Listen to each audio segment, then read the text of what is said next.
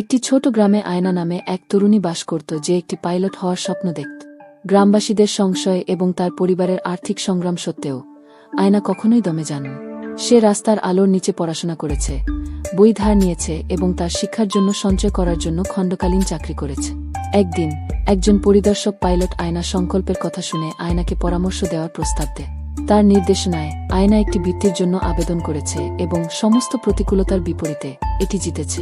সে শহরের উদ্দেশ্যে রওনা হয়, যেখানে সে অসংখ্য চ্যালেঞ্জের সম্মুখীন হয়, কিন্তু দৃঢ়প্রতিজ্ঞ ছিল। অনেক বছর পর আয়না তার গ্রামে ফিরে আসে, স্বপ্নের মেয়ে হিসেবে নয়, ক্যাপ্টেন আয়না হিসেবে, একজন সফল পাইলট হিসেবে।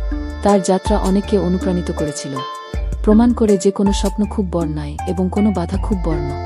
আয়নার গল্পটি আশার বাতিঘর হয়ে উঠেছে, যা দেখায় যে অধ্যবসায় এবং কঠোর পরিশ্রমের সাথে এমনকি সবচেয়ে অসম্ভব স্বপ্নগুলিও উঠতে পারে।